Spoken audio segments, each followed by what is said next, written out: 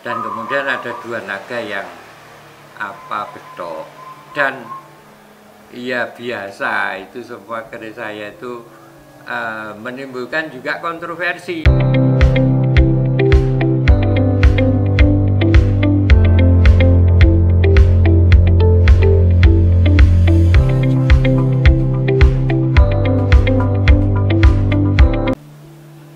Ini keris Nagaraja lurus, mungkin awal-awal bentuk,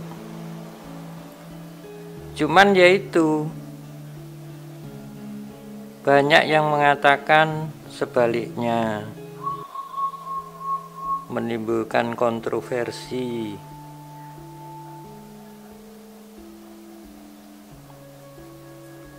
Jadi naga betok beksi kotak dengan gonjo yang seperti ini menimbulkan juga kontroversi.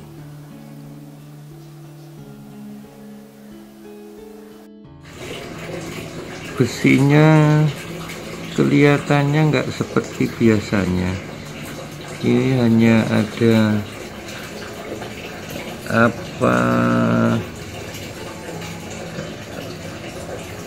tipis, ini korosi karat yang tipis sekali, dan ini kelihatan depositnya ini murni tanah kuning, dan langsung kelihatan ini lapisan-lapisan besinya, yang dibaliknya malah lebih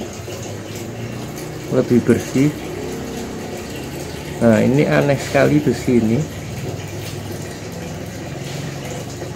Biasanya harus ada lapisan hitam. Itu adalah karat yang sudah membatu.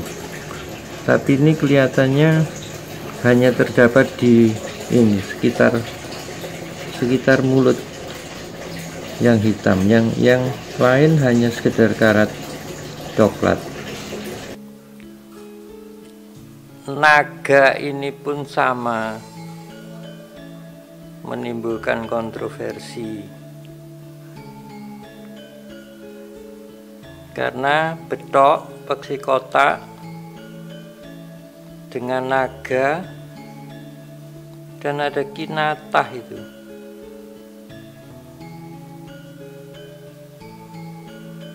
Kinatahnya dari perunggu.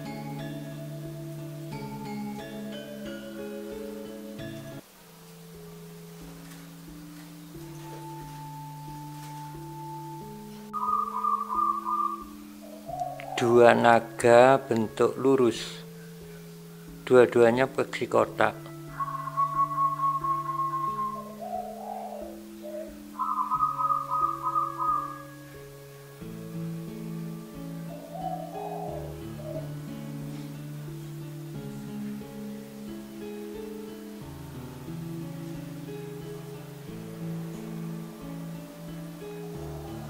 Nah, itulah tadi beberapa keris saya, keris berbentuk naga, ada naga siluman, ada naga raja, ada naga tapa, dan kemudian ada dua naga yang betok. Dan ya biasa itu semua keris saya itu menimbulkan juga kontroversi, banyak yang ngomong ini, banyak ngomong yang itu. Tapi ya saya maklum karena memang kita semua mempunyai kebebasan berpendapat. Tapi ya itu kadang-kadang hanya gara-gara perdebatan pendapat itu kita bersama kawan hanya berbeda tangguh dan sebagainya, terus menjadi ini bermungsuhan gitu. Dan terakhir malah yang itu, apalagi punya saya yang kerisnya Pangeran Diponegoro yang dikembalikan oleh Belanda ke sini itu menimbulkan kontroversi yang luar biasa itu. Saya hanya memandang, kapan sih Belanda itu tidak membuat kontroversi? Dari dulu Belanda itu memanfaatkan perdebatan kita, memanfaatkan perbedaan kita untuk membuat kontroversi dan untuk mengalahkan diri kita sendiri. Sebagai contoh, dia bisa membuat Serat Pararaton yang ditulis 400 tahun setelahnya menceritakan tentang kejadian 400 tahun yang sebelumnya, juga bersamaan dengan kejadian kira-kira 100 tahun yang sebelumnya, itu yang cerita Dyah Pitaloka dengan Hayam Wuruk menimbulkan perang bubat akhirnya antara kita Jawa Timur dengan Jawa Barat, selalu bertentangan terus. Dan yang lebih lucu lagi adalah Perjanjian Giyanti. Tolong kawan-kawan nanti membaca Perjanjian Giyanti. Yaitu kalau sekarang kita namakan itu corporate wong itu kan VOC, perjanjian antara VOC itu kan jelas-jelas company. Itu membuat perjanjian dengan keraton kita gitu loh. Jadi ya permintaan maaf Raja Belanda untuk beberapa kekerasan, ini saya kira belum seberapa dibandingkan karakter assassination, pembunuhan karakter rakyat Indonesia terhadap jati dirinya.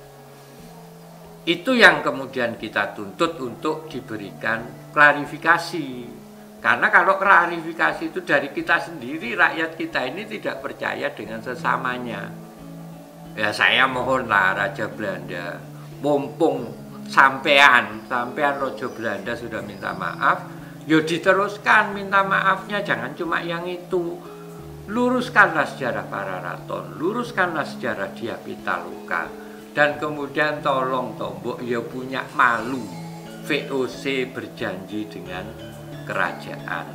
Nah itu tolonglah, itu kita rethinking kita supaya kita maju sebagai bangsa bersama-sama. Saya kira begitu, matur nuwun.